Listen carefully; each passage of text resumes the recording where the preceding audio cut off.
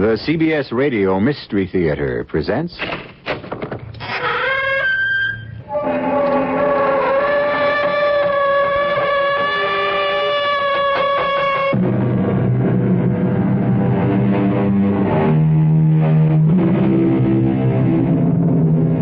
Come in.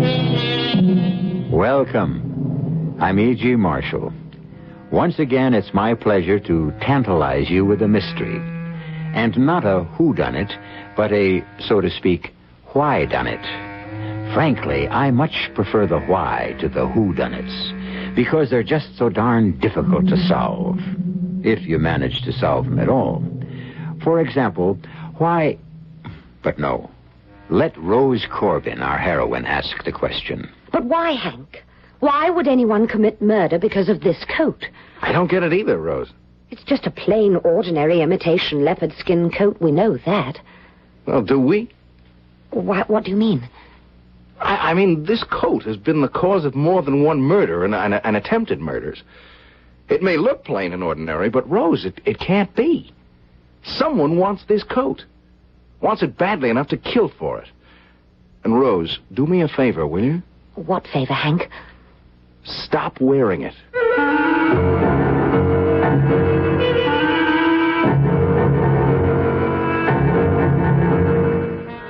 Our mystery drama, Roses Are for Funerals, was written especially for the Mystery Theater by George Lothar and stars Carol Shelley. It is sponsored in part by Buick Motor Division and Uncle Ben's Long Grain and Wild Rice. I'll be back shortly with Act One.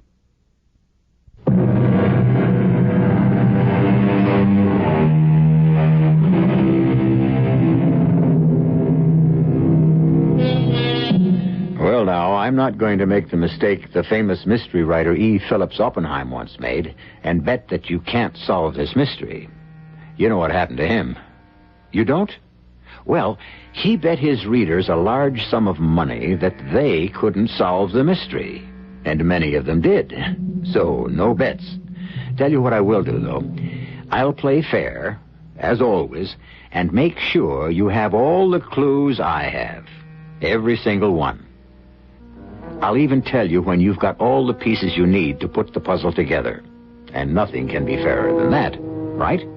Okay, then.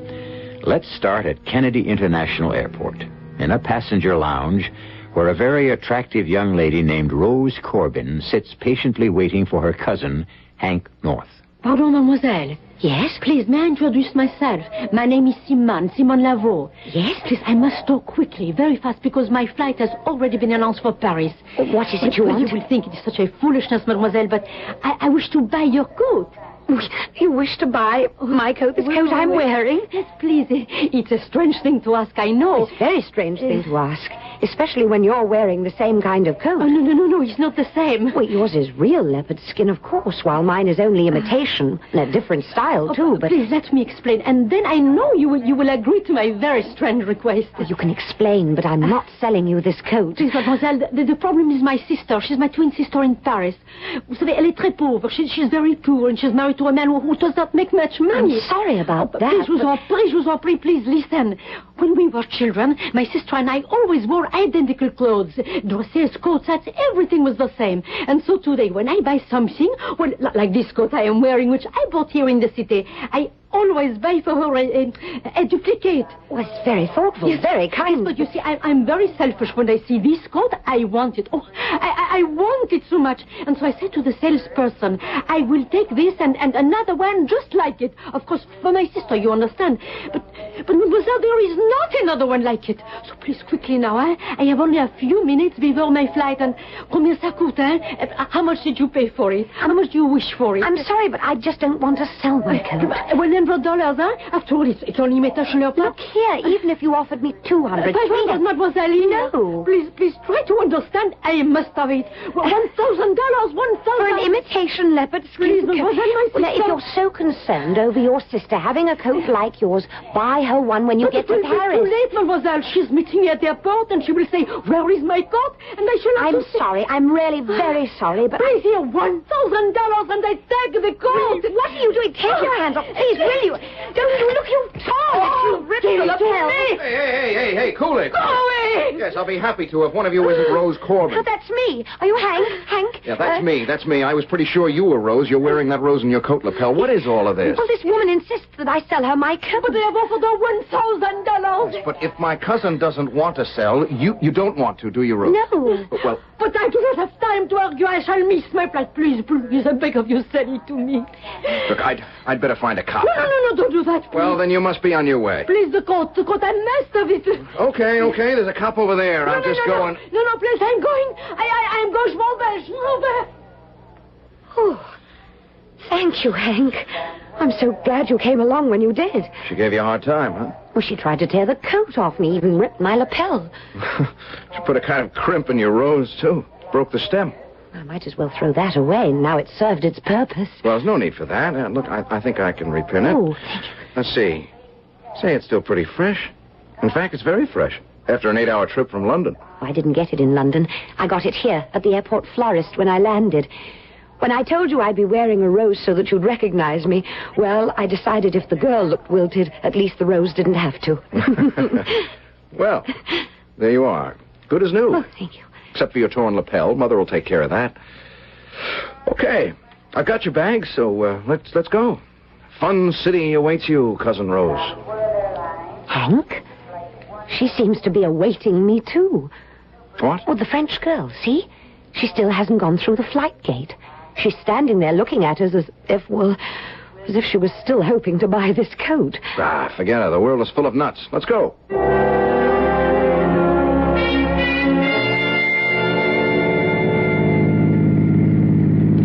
Well, yes, we have bridges in London, but nothing like this, Hank. The Triborough, you said? Yep. Look over there. How's that for your first sight of New York City? Oh, it's sensational. It's too bad you didn't arrive at night.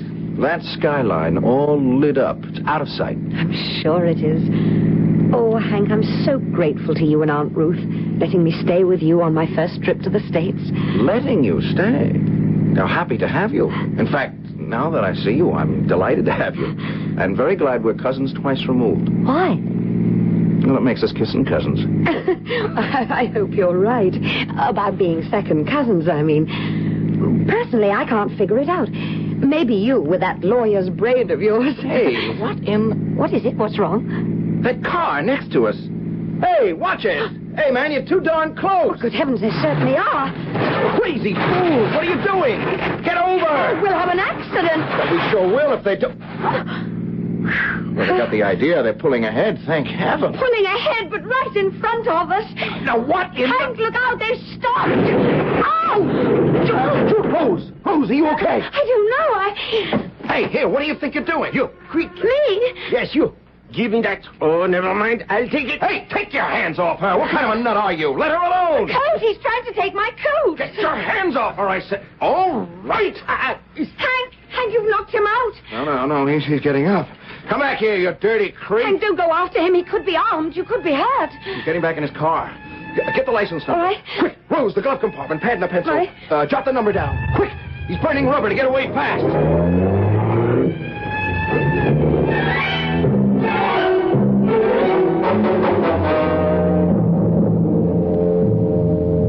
They tried to kill us, Mother. They did. I know they did. And he, the man who jumped from their car and ran back to ours, he wanted my coat as badly as that woman at the airport. It's unbelievable. It's altogether unbelievable. It's incredible. That's what it is. Now, just a minute. You say she was willing to pay $1,000 for it. For imitation leopard skin. But she wanted it and had to have it for her twin sister? Yeah, well, I don't buy that, Mother. This second attempt to get a hold of the coat. I mean, by a guy who was ready to kill us in an accident if it turned out that way. No. There's something about that coat. Something somebody wants. Yes, but what could anyone want with an imitation leopard skin coat? Where'd you buy it, Rose? Harrods in London. I wish I knew how to straighten out the mystery of Rose's coat. Oh, dear. You don't straighten out a mystery. You solve it. And I ought to know. I've read hundreds of them every year. I solve most of them, too. We'll try solving this one then, Aunt Ruth. Well, as a matter of fact, I've been thinking, and I may have the answer. You have? Just may have. Would you bring me the coat, dear? Of course. I won't be a minute. What do you think of her, Mother? Oh, she's beautiful, and she's just so charming, so poised. She may not have much money, son, but she does know how to wear clothes. And with a figure like that, the clothes wear her. Well, I don't mind saying she's exactly the sort of girl I hoped you'd marry one day. Yeah, well, in that case, I'm glad she came over. I'm glad you invited her. Oh, that's why I invited her. Here it is, Aunt Ruth. Thank you, my dear.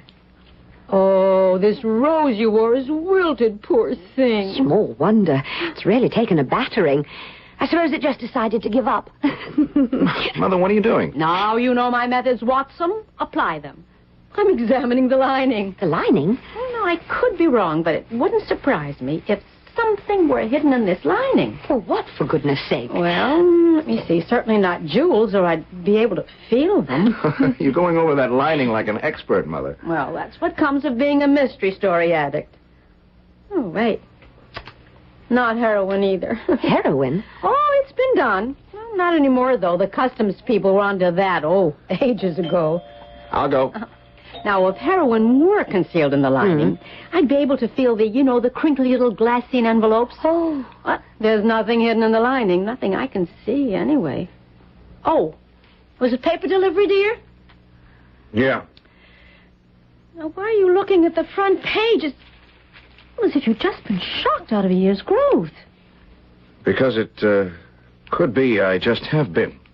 Hank? Listen to this.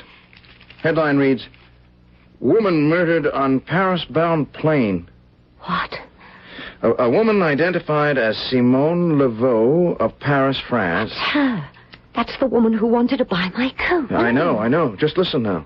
Was found dead in her seat aboard Flight 219 for Paris late this afternoon. An hour after takeoff, a hostess, Andrea Klein, noticed that Miss Laveau was slumped in her seat and thought she was asleep. She secured a cushion to place behind the young woman's head, and on doing so, discovered she was dead. Oh, no. Further examination disclosed a deep knife wound in her left side. Since the flight was only an hour out from New York City, Hostess Klein recalls that a man was seated next to her just before takeoff, was nowhere to be found on board following the discovery of the murder. What does this mean, Hank? I'll tell you one thing it means, Mother. I'm going to police headquarters right now, and I'm taking that coat with me. Yes, but Hank... Rose, a woman who was willing to pay $1,000 for this piece of imitation leopard skin, was murdered an hour or so later. Why? A man neither of us ever saw before nearly killed us in a crash on the Triborough so he could get this coat off you. Why? Well, we better find out why, because... Yes, because... I could be wrong. I hope I am. But this coat, it could be a death warrant, Rose. Whose? Yours. Now, of course, you're thinking, so Ruth North, Hank's mother, examined the lining of that coat and found nothing. So what? Obviously, the coat contains something. Maybe it does, then again, maybe it doesn't. In fact, to be absolutely truthful with you, no. Why should I be? You have all the clues. Use them. I'll be back shortly for Act 2.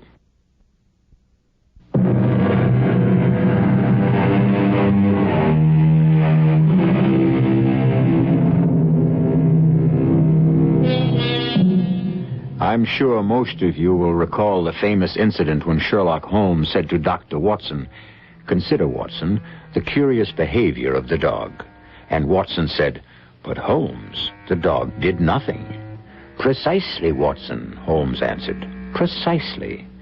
Now that, my dear listeners, is precisely the sort of clue you now have in your possession, and like Watson, must figure out for yourselves. I can almost hear Holmes saying, "But consider the coat, Watson, the imitation leopard skin coat." And Watson answering, "But the coat is valueless, Holmes." And Holmes nodding wisely as he replies, "Precisely, Watson, precisely." Now, shall we go on? Joe. Hello. Contact ballistics. I'm fabrics. They're bullets. And that's what you want to know about. Joe, listen.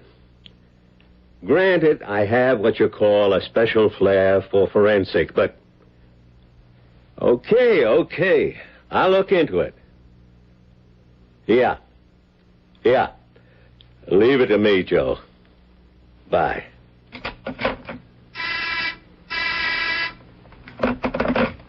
Lieutenant Maxwell. Show him in. Come in, Mr. North, Miss Corbin. Thank you, Lieutenant.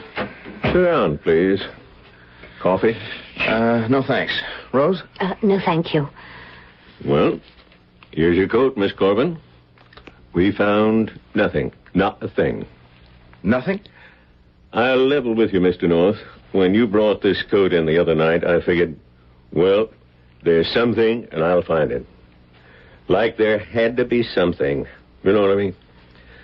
I mean, who offers 1,000 clams for an imitation leopard skin coat, then gets himself murdered an hour later? Who crashes his car against another guy's car on the Triborough yet and tries to grab the coat off a dame? Who? Somebody that wants something in that coat. That's who. Yes, but you found nothing. I have personally put this coat through every test we know. Every inch of it has been examined under the microscope, the X-ray, the fluoroscope. We took the lining apart. Oh. And don't worry, we put it back together again better than before. It's beautiful. And, pull the blank. Well, I don't get it, Lieutenant. I mean, if it was just that woman willing to pay $1,000 for this coat, but a guy crashing his car into mine on the bridge and then trying to rip that coat off Rose, Miss Corbin. Lieutenant, there's got to be something about this coat. Well, I felt the same way myself, Mr. North, but there's nothing. No invisible markings, nothing hidden in the seams, nothing between the layers of the fabric and the collar. Nothing. So, to be honest with you, I don't get it either. Excuse me, could I ask a question? Certainly. What about the woman, Simone Laveau? Have you found out why she was murdered? No, I checked a couple of times with homicide. Last time, 20 minutes ago. We got nothing here on her. Us, the FBI, the T-boys. Right now we're checking the CIA and Interpol. They could maybe have something, but it'll take a little time. Well, thanks, Lieutenant. You'll let us know if anything turns up? You'd better believe it, Mr. North.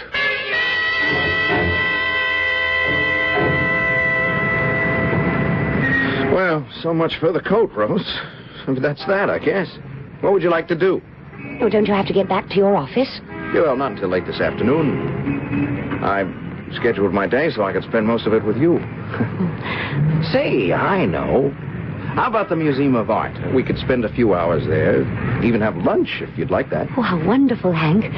Only I don't like the idea of having to carry this coat around all day. Well, you won't have to. I mean, we'll check it at the museum. Okay? Okay. Hey, taxi! Taxi!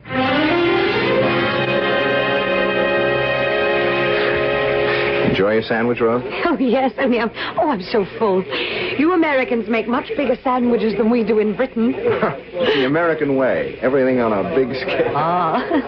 Well, you feel up to looking at some more paintings? Hank, would you mind? I really don't. 2 hours walking around those galleries upstairs. Oh, sure. You're tired. Look, I'll tell you what. I'll drop you off at home and then head downtown to my office. Are you sure you don't mind? Oh, to be honest, Rose, I do. I mean, I want to spend as much time with you as I can. You want to stop and look at the Greek and Roman sarcophaguses? Sarcophagi? Tombs? No, I've seen enough.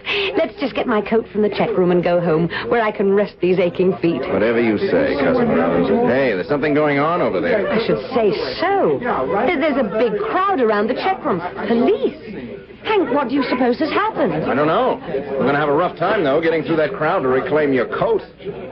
Excuse me. Yeah. Do you know what's going on over there? There's been a murder, I think. A murder? Yeah, a robbery or a theft or whatever it's called. Anyway, somebody stole a coat. A coat? Yeah, that's what I heard. You don't happen to know what kind of coat? Yeah, I think they said a leopard skin coat, somebody said. Imitation leopard. Another cup, Rose? Oh, thank you. I'm getting to like coffee. Oh, or is that another way of saying you don't care for my tea? Oh, no. No. Tea or coffee, when you finish that, I think it'd be smart to stretch out for a while, have yourself a nap. I mean, you've had kind of a rough day. Tiring anyhow. Well, at least you're rid of that coat once and for all. Now, you don't have to worry about that anymore. But you don't, dear. I don't. I just don't know. I'm not so sure. What do you mean? I have sort of... I don't know. A feeling that what happened at the museum today isn't the end of all this.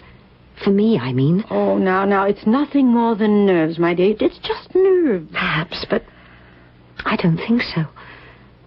Maybe it's the mystery of the thing. Not knowing why someone wanted that coat badly enough to kill for it. Murder for it. Looks like we'll never know now. Well, look, it's over now, and we can forget it, as Mother says. And now, if you ladies will excuse me... Well, where are you going? To the office. Oh, but this late in the afternoon, it's after 4. And the brief I wanted to finish up at 3 is still waiting to be finished. Now, Hank, you work too hard. Couldn't it wait until tomorrow? Don't forget there's the theater tonight. Look, I'll be back at 6:30, the latest, so don't... I'll get it. Hello? That you, Mr. North? Yes. Lieutenant Maxwell? Yeah, I tried you at your office. They said I might find you at home. You gonna be there another hour or so? Well, if it's important... I think it is. I've got the answer. Anyhow, I think I've got the answer to our little mystery. I want to come over and check it out. Yeah, well, sure, but what is the answer? One thing, Mr. North, we got a report from the Paris branch of Interpol on the Simone Laveau woman. Yeah, what about her? She was a foreign agent, one of the higher-ups in a spy ring. A spy ring? Spy ring? Yeah, now, the way I figure it, she, Oh, wait just a minute. Yeah, what is it, Eddie? Lieutenant Maxwell says Simone Laveau was a foreign agent, part of a spy ring. Oh, good heavens. Hello? Hello, Mr. North. Yes, you, Lieutenant. Listen, something's just come up here. I gotta hang up. But I'll be at your place in, say half an hour.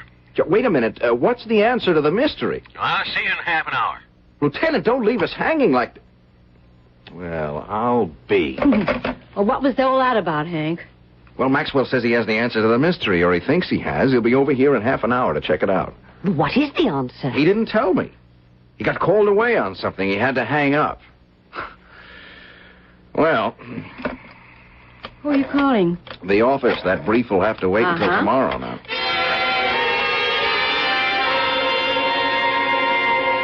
Well, where is he? Well, give him time, Mother. Give him time. But it's nearly 6 o'clock. He should have been here at least an hour ago, and we are going to the theater tonight, remember? Yeah, well, we may have to skip that. I'm so sorry, Aunt Ruth. Oh, that's all right, my dear. It's not your fault. Well, somehow I feel it is. Rose, how could it possibly be your fault? Well, I'm the one who bought that silly coat at Harrods, and if I hadn't bought it, none of this would have happened. Not to you, perhaps, but certainly to someone else, if someone did buy it.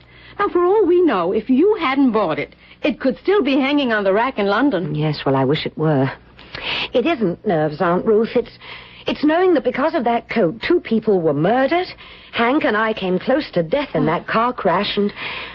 it's just too much. Oh, I couldn't agree more. Uh-oh. Ah, this must be Lieutenant Maxwell. Okay, I'm coming. Lieutenant. You're... Lieutenant! An ambulance. Hank, what? Oh, my heavens, Hank, be quick. He's collapsing. I got him. Mother, call an ambulance. An ambulance. Hank, is he hurt badly? My back, my knife. All right, let me get him onto the couch.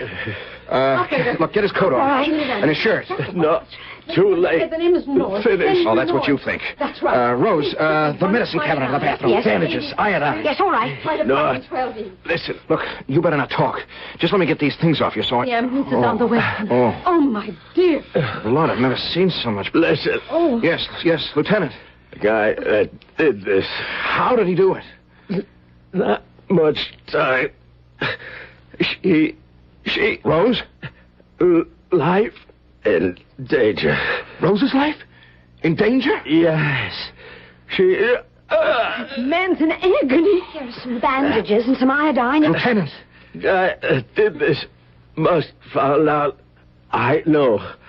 I know the answer to the code. Listen now. Go on. Only one that knows me. My office bugged.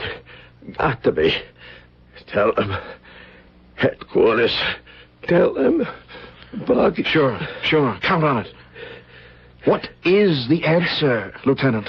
The code. Not. Not? What do you mean, not? Not what? Lieutenant! Oh, is he... Yes. Oh, the poor man. Another death. Will we never see the end of this? Why are you looking at me like that? Hank, Aunt Ruth, what is it? Tell me. He said, your life's in danger now. Mine? Yes, dear. But it can't be. How can it be? I haven't got the coat anymore. No, but... But what? They've got the coat. They've got what they were after. Why would they kill me? I don't know. But I better find out, honey. I damn well better find out.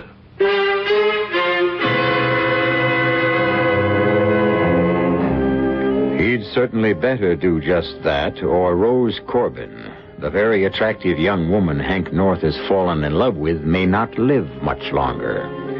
But how can he find out the answer to this baffling mystery?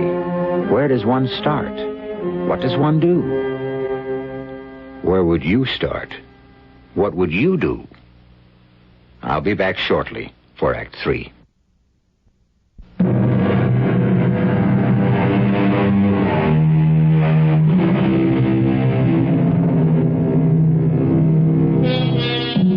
Well, now, let's see where we are.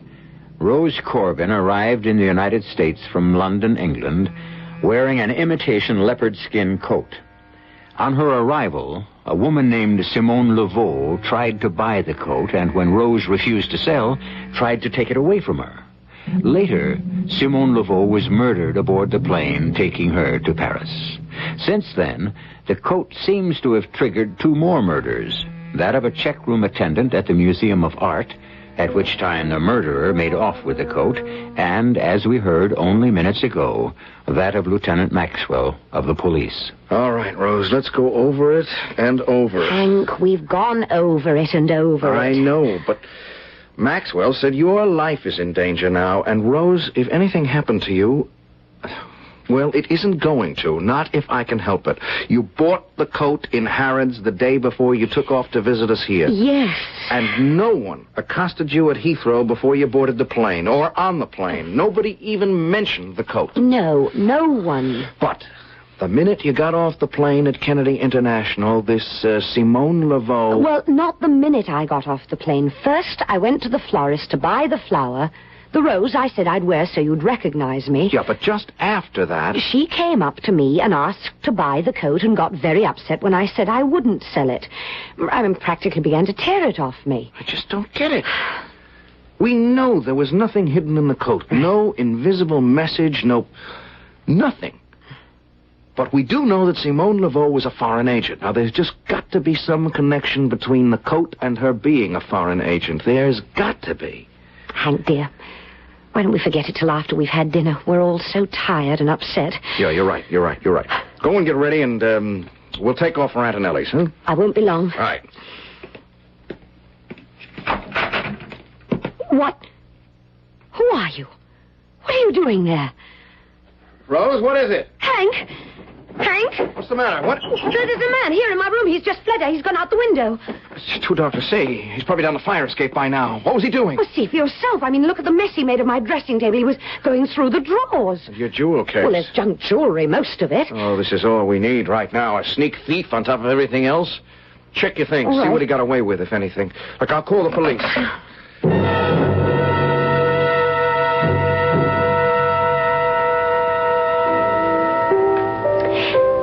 And to what, Mr. North, do I owe this royal treatment?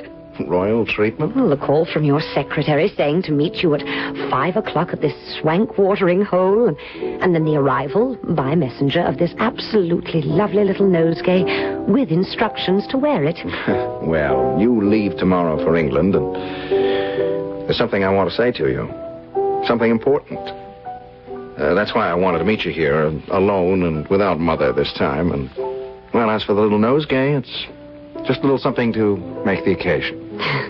Well, here I am, wearing my most attractive suit and the nosegay. So what do you want to say? Good afternoon. May I take your order? Martini, Rose? Rose? What? Martini? Oh, yes.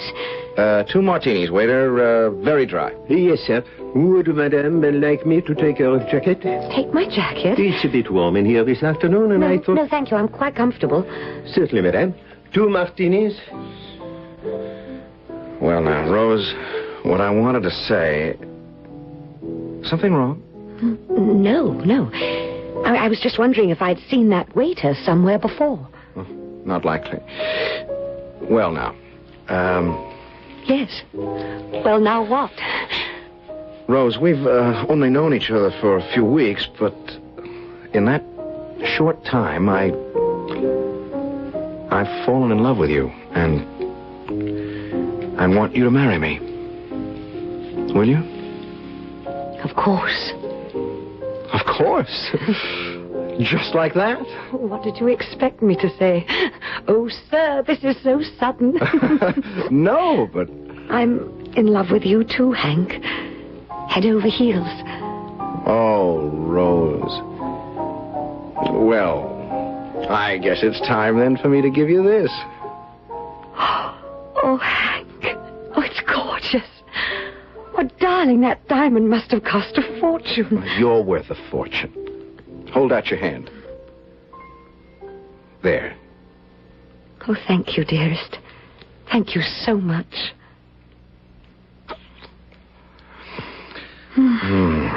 Well, if that's only a sample, I've underrated you. You're worth a queen's ransom. We are, sir. 2 martinis. Thank you. 1 for Madame. Oh, Madame, I'm sorry. You spilled it all over my jacket. Oh, forgive me, Madame, forgive me. One of those things, it just slipped from my fingers, but allow me, I will take care of everything. Let me have the jacket, Madame, and I will dry it in the kitchen. It's all right. I can wipe it with my napkin. No, Madame, it is my fault. You must allow me Please, will you take your hands off me? I said But I insist, All right, Madame. now, will you stop? I only wish... Well, the lady doesn't wish. Now, just forget it and bring another martini. Yes, sir. Very good, sir. Oh, I'm awfully sorry this happened, darling. Are you sure you... Rose, what... That waiter. What about him? I remember now. Why does he want this coat? This jacket? What? First he wanted me to take it off, pretending it was hot in here. And spilling that drink just now was no accident. He did it deliberately. Rose, I don't understand. Hank, he is the man who caused that accident on our way from the airport. The man who tried to rip the leopard skin coat off me. Oh, Hank, what is this all about?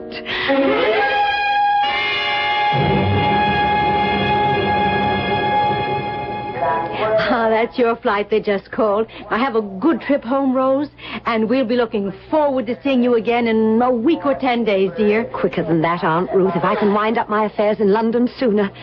Oh, don't look so down in the mouth, darling. Well, I don't like even letting you out of my sight, Rose, especially after last night. That waiter... It'll be all right, darling. Don't worry. Oh, and thank you for the rose. That's our flower, like, our song. You arrive wearing a rose, you depart wearing one. Goodbye, sweetheart. Dearest. Goodbye, Aunt Ruth. Not goodbye, Rose. Au revoir.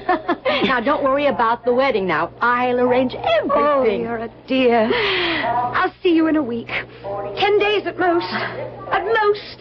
Now, shall we go out and watch the takeoff, Hank? Son? Could that be it?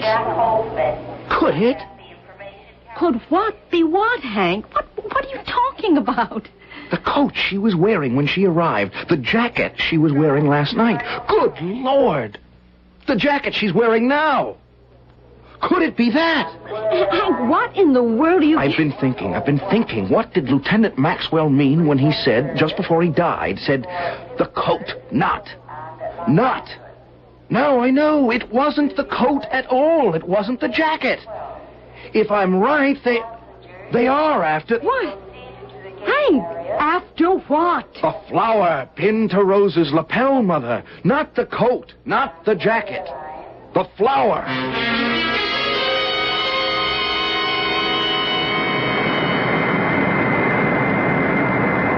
Well, airborne at last and headed for dear old England, young lady. Hmm?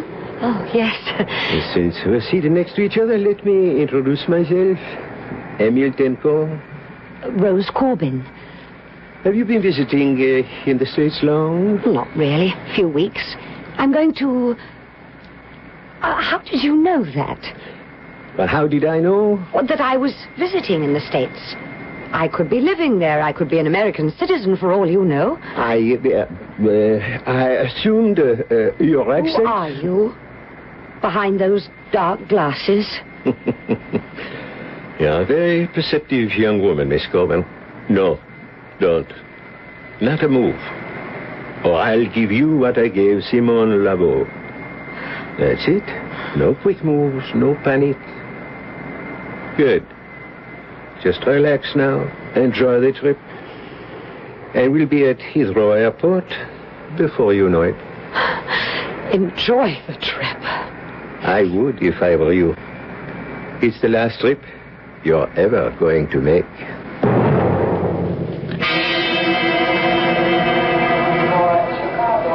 Thank you. Thank you very much. Well? We're to go to the operations office at once. He said he'd have a government agent there by then. Come on.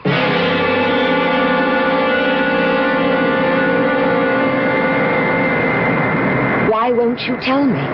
There is no need for you to know. Since you're going to kill me when we get to Heathrow. No, not at Heathrow. I'll take you to my place in London, in Soho. And really, I'm sorry about the need to kill you, but I must. Why? Why must you? Because you know my face, and in my business, that's a serious liability for the victim. But be of good cheer. The more I look at you, the more I'm inclined to let you live for some little time. I don't understand. You're a very desirable woman, Miss Corbin. Very desirable.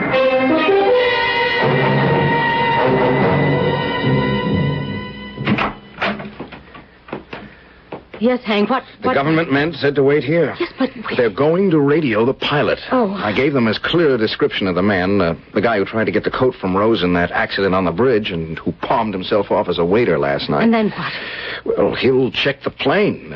You know, the way the captain comes through the plane now and then, chats with the passengers. Yes, and then... Well, he'll check to see if this guy's on the plane, and if he is... Yes, and if he is, what? We'll take it from there, he said. The government man. We'll take it from there.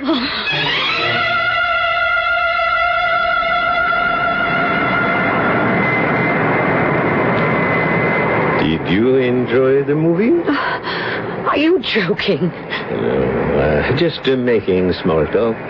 If you must talk, why not tell me what it is you want? Why did you cause that accident on the Triborough Bridge and try to get the jacket I had on last night? What is it you're after? Patience, Miss Corbin. We'll be landing at the Heathrow in half an hour. Another hour or so, we'll be at my place in Soho. And perhaps an hour or so after that, I'll tell you. And perhaps not.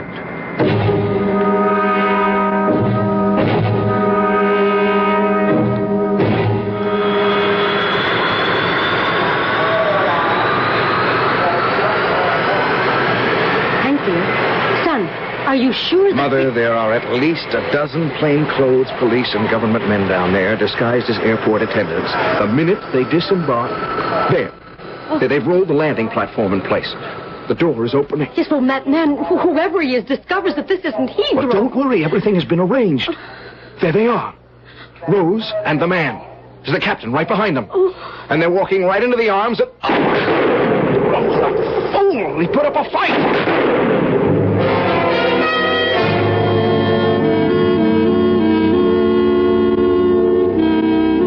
It was as simple as that, Rose.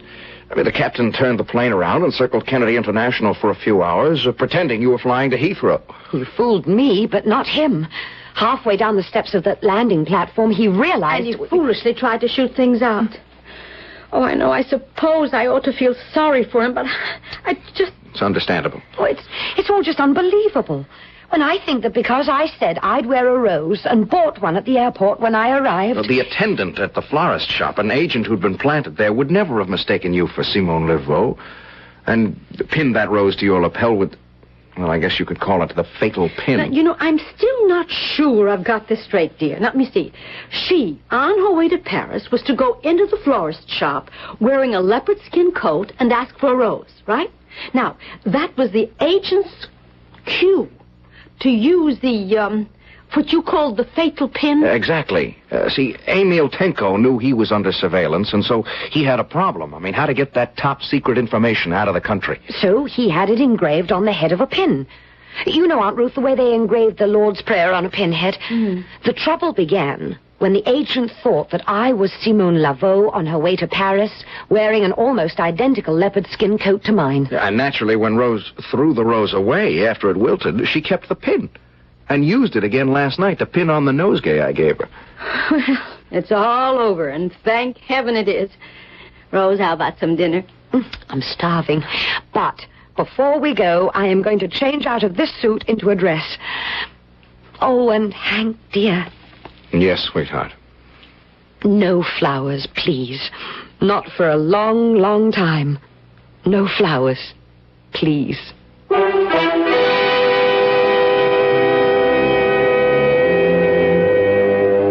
And so, as you see, like all good, seemingly insoluble mysteries, the solution to Roses Are for Funerals was very simple indeed.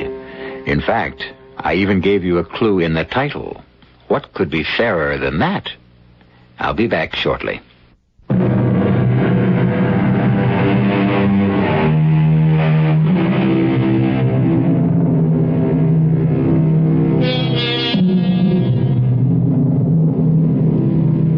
Mysteries, it seems to me, are like a magic show. Like the magician, the author shows you everything, but directs your attention elsewhere. Perhaps I should say misdirects it. So be on your guard next time. Oh, yes, there will be a next time. And although I'll always play 100% fair with you, I warn you now, I'll do all I can to mislead you. Can you blame me?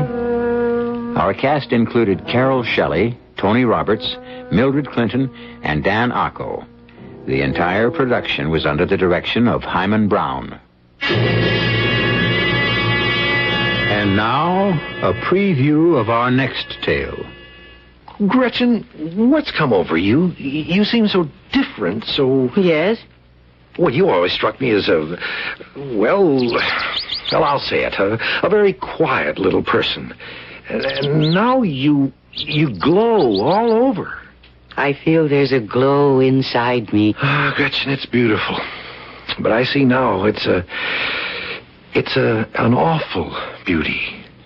It's a frightening beauty. Fear and terror. It's all part of beauty. Those crimson flowers, that red. It's like the red of blood. These flowers, they look as if they're being nourished with blood. They are, Porter. They are. How did you know? Radio Mystery Theater was sponsored in part by imported Vigna Rosé wine. This is E.G. Marshall inviting you to return to our Mystery Theater for another adventure in the macabre. Until next time, pleasant dreams.